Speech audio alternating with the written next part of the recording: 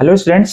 तो आज हम अपना नया AS4 स्टार्ट करते हैं। और AS4 क्या है? Contingency and event after the balance sheet date. Okay, exam के पर्सपेक्टिव से बात करें तो काफी छोटा AS है। और ICAS में क्या करता है कि 2-3 नंबर के MCQ क्वेश्चन पूछ लेता है। काफी छोटा सा है, अगर अपन फटाफट इसको 20-25 मिनट में इसको अपन खत्म अभी कर देंगे। ठीक है, सबसे पहले अगर इसकी अपन एप्लीकेबिलिटी की बात करें तो अगर इसमें देखें तो ये किस किस से डील करता है। ये नाम में ही क्लियर है कि कंटीजेंसी है और कोई भी मेरा इवेंट, कोई भी अगर ऐसा इवेंट हो रहा है जो बैलेंस शीट डेट के बाद में हो रहा है, राइट। जैसे सपोज मैं क्या करते हैं कि 31 मार्च को कंपनी क्या है, बैलेंस शीट 31 मार्च के लिए फाइनल करना है उसको।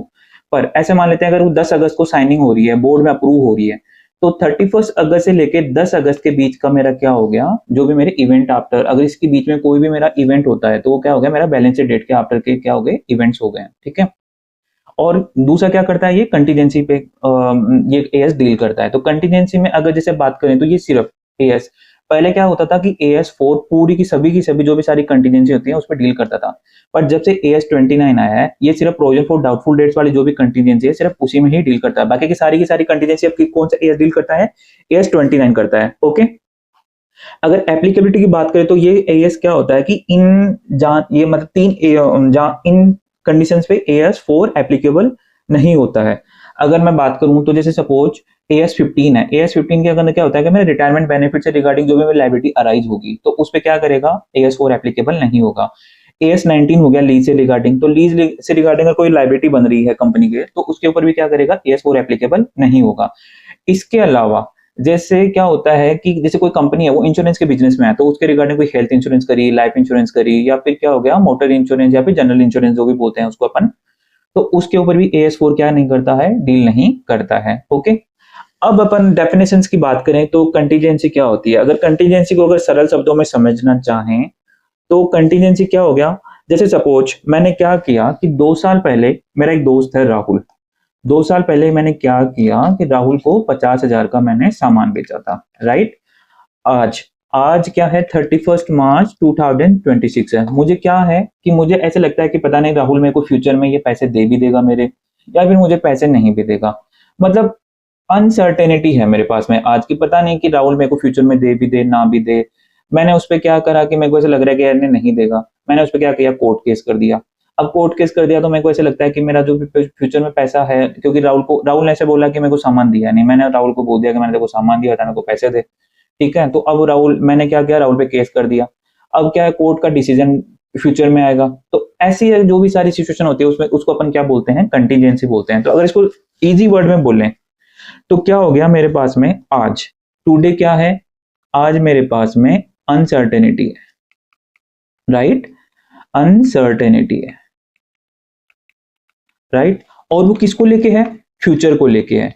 कोई फ्यूचर में इवेंट होगा, फ्यूचर में इवेंट होगा, और उससे मुझे क्या होगा, मुझे गेन हो सकता है स्लैश मुझे क्या हो सकता है, लॉस हो सकता है। ठीक है, जैसे इसी एग्जांपल में देखते हैं। जैसे सपोज क्या हुआ कि मेरे को आज एसेस करना है, राहुल ने बोल दिया कि आपने मेरे को गुड्स नहीं भेजा था।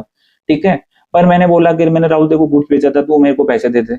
अब राहुल मना कर रहा है तो मैंने क्या किया, उस पर कोर्ट केस कर दिया। कोर्ट केस कर दिया तो इस वाले केस में क्या होगा, कोर्ट का केस क्या होगा, फ्यूचर में आएगा। तो यहाँ पे क्या हो गया, फ्यूचर में कोर्ट मेरे फेवर में भी डिसीजन दे सकता है या फिर मेरे फेवर में नहीं भी दे सकता। तो यहाँ पे क्या है, अगर फेवर में देगा तो मेरे को गेन हो जाएगा, नहीं देगा तो क्या हो गया, लॉस हो जाएगा। तो ये सब सिचुएशन क्या होगी मेरे लिए, क्या हो गया, कंटीजेंसी हो गया। तो यही अगर अपन देखें तो यही मेरे लिए क्या हो गया, कंटीजेंसी की डेफिनेशन हो गई, राइट। अगर इसको अपन ICAI के अगर उसमें देखें तो क्या हो गया, एक कंटीजेंसी इज ए कंडीशन और the situation whose ultimate outcome may be result in gain or loss which will be determined on occurrence or non-occurrence of one or more future uncertain events, right। तो यही अपन इसको अगर देखें तो अगर simple words में अगर आपको इसको समझना है तो सिर्फ सिंपल वर्ड्स में आपको क्या देखना है कि मेरे को क्या देखना है कि आज मेरी जो भी बैलेंस शीट डेट है उस पे मेरे को क्या देखना है कि आज मेरे पास में अनसर्टेनिटी होनी चाहिए, राइट। और वो किसको लेके होनी चाहिए, फ्यूचर के इवेंट को लेके होनी चाहिए, राइट। और उस फ्यूचर इवेंट से मेरे को क्या हो सकता है, गेन भी हो सकता है और लॉस भी हो सकता है। आप तो राहुल वाला एग्जांपल ध्यान में रखना। ठीक है, राहुल को मैं क्या करता था, राहुल को मैं पैसे मांगता था। राहुल मुझे आज ऐसे लगता है कि राहुल मुझे मे बी फ्यूचर में पैसे दे भी देगा नहीं भी देगा। तो मेरे लिए लॉस आज डिटरमाइन करना पॉसिबल नहीं है कि क्या पता मेरे को फ्यूचर में लॉस भी हो जाए, क्या पता मेरे को गेन भी हो जाए। तो यही मेरे लिए क्या है, कंटीजेंसी है। ओके, अगर अपन कंटिजेंसी की बात करें तो कंटिजेंसी क्या होती है, तीन टाइप की हो गई। फर्स्ट तो क्या हो गई, फर्स्ट तो हो गई प्रोबेबल हो गई, दूसरी क्या हो गई पॉसिबल हो गई, और थर्ड क्या हो गई रिमोट हो गई। ठीक है, तो अगर प्रोबेबल है, मतलब प्रोबेबल है, तो इस वाले केस में अपन क्या करेंगे, प्रोविजन बना देंगे। ठीक है, सेकंड केस क्या हो गया, पॉसिबल है, तो पॉसिबल में क्या होता है कि मेरे को ऐसा लगता है कि पता नहीं मिल भी जाए नहीं भी मिले, मतलब 50-50% चांसेस हैं, तो इस वाले केस में अपन क्या कर देंगे, बैलेंस शीट में क्या अपन क्या कर देते हैं, फाइनेंशियल स्टेटमेंट में अपन इसका डिस्क्लोजर दे देते हैं। और रिमोट रिमोट वाला केस है तो इसमें अपन कुछ नहीं करते हैं, ना इसका अपन डिस्क्लोजर देते हैं और ना इसका अपन प्रोविजन बनाते हैं। इसको अगर अपन एग्जाम्पल के थ्रू अगर समझना चाहें तो सपोज यहाँ पे क्या होता है, जैसे राहुल ने बोल दिया कि मैं नहीं मांगता, या फिर अपन जैसे सपोज कोर्ट में केस चल रहा था मेरा, ठीक है, 50,000 का कोर्ट में केस चल रहा था, और लॉयर ने मेरे को बोल दिया कि नहीं नहीं अपन केस हारने वाले हैं, तो इस वाले केस में अपन ये क्या हो गया, हाईली प्रोबेबल हो गया। ठीक है, हाईली प्रोबेबल हो गया तो इसमें अपन क्या करेंगे, प्रोविजन बना देंगे। ठीक है, सेकंड केस में अगर लॉयर मेरे को बोलता है कि नहीं नहीं अपन, ये चांसेस हैं कि अपन, मतलब उसको लग रहा है कि 50-50% चांसेस हैं कि अपन जीत भी सकते हैं हार भी सकते हैं, तो इस वाले केस में अपन क्या करेंगे, फाइनेंशियल स्टेटमेंट के अंदर अपन क्या कर देंगे, इसका डिस्क्लोजर दे देंगे। राइट, और थर्ड केस है, लॉयर बोल रहा है कि नहीं नहीं अपने चांसेस हैं, अपन 95% मेरे को लग रहा है कि अपन जीत जाएंगे, तो इस वाले केस में क्या होगा, अपन इसका क्या करेंगे, सिर्फ कुछ नहीं करेंगे इसमें अपन। ठीक है, ना इसमें डिस्क्लोजर जाएगा और ना ही इसके अंदर क्या होगा, प्रोविजन क्रिएट करेंगे। ओके, अब अपन नेक्स्ट टॉपिक पे आते हैं। नेक्स्ट टॉपिक क्या है कि मेरा event after the balance sheet dates. तो जो जैसे अभी अपन ने बताया था, मैं अभी अपन ने डिस्कस किया था, तो इवेंट ये क्या होता है, जैसे सपोज इसको अपन यहाँ पे डिस्क्लोज करना देखना चाहें तो जैसे ये है, आज क्या है 31 मार्च 2026। ठीक है, और बैलेंस शीट साइन होने की डेट क्या है, बैलेंस शीट साइन होने की डेट, जैसे सपोज बोर्ड ने इसको एजीएम में अप्रूव किया है, और वो अप्रूवल की डेट क्या है, 10 अगस्त है मेरी, 10 अगस्त 2026। ओके, तो ये जो पीरियड है मेरा, ये पीरियड क्या है मेरा, बैलेंस, जो भी मेरा बैलेंस शीट आफ्टर द, मतलब जो बैलेंस शीट के आफ्टर का जो भी पीरियड है मेरा, यही वो पीरियड है। ठीक है, अब अब क्या होता है कि जैसे सपोज इस वाले पीरियड में ऐसा कोई इवेंट हो जाता है, या फिर ऐसे कोई, मतलब जो कंपनी के फेवर में भी हो सकता है या फिर अनफेवर में भी हो सकता है। ठीक है, तो अपन को इसको क्या करना होता है कि कंपनी को इसको देखना पड़ता है कि इसका डिस्क्लोजर करें या फिर फाइनेंशियल स्टेटमेंट में इसका अपन एडजस्टमेंट करें। ठीक है, तो इसको देखने के लिए इसमें क्या होता है, दो तरह के इवेंट्स होते हैं, एक तो क्या होता है एडजस्टिंग इवेंट होता है, और दूसरा क्या होता है नॉन एडजस्टिंग इवेंट होता है। तो जैसे सपोज अपन को क्या करना होता है कि अगर बैलेंस शीट डेट पे, बैलेंस शीट डेट क्या है मेरी, balance sheet date, balance sheet date है 31, ये वाली, यहाँ पे अगर मेरे को लगे कि इसकी कोई कंडीशन एग्जिस्ट कर रही है, एग्जिस्ट कर रही है, तो यस, एग्जिस्ट, यस, तो अपन इसका क्या करेंगे, ये मेरे लिए क्या हो गया, एडजस्टिंग इवेंट हो गया। इसको अपन क्या करेंगे, फाइनेंशियल स्टेटमेंट में इसका अपन एडजस्टमेंट करेंगे। अगर एग्जिस्ट नहीं कर रही है तो इसका अपन क्या करेंगे, अगर इस वाले केस में अगर नो होता है तो अपन पहले ये देखेंगे कि ये सिग्निफिकेंट है या नहीं है। अगर ये सिग्निफिकेंट है तो अपन क्या करेंगे, इसका एफएस में अपन इसका क्या करेंगे, डिस्क्लोजर देंगे। राइट, ओके, तो यही अपना क्या हो गया, event after the balance sheet date. Okay, अब अपन देखें इसको आगे समझना चाहें तो यहाँ पे एक एग्जांपल भी दिया था, for the example, for the year ended 31st March 2021, the financial statement are finalized and approved by the board of director of the company in its meeting held on the 4th September।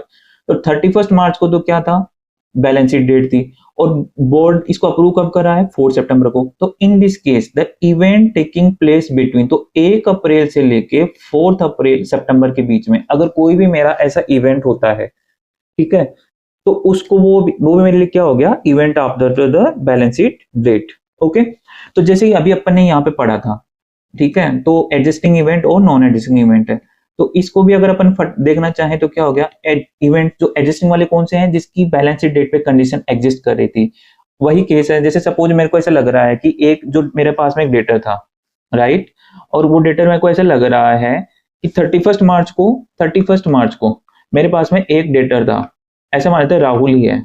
ठीक है, राहुल का दूसरा example ले लेते हैं। राहुल के क्या था, मैंने राहुल को 1 लाख रुपए का सामान बेचा था। ओके, अब मुझे क्या पता लगा कि 20 मई को राहुल इंसॉल्वेंट हो गया। ओके, इंसॉल्वेंट हो गया, तो अब यहाँ पे क्या हो गया, ये मेरे लिए क्या हो गया कि एग्जिस्ट कर रहा था ना राहुल 1 लाख रुपए से, 10 लाख, सॉरी 1 लाख, ऐसे मान लेते हैं 10 लाख का एग्जाम्पल है, ठीक है।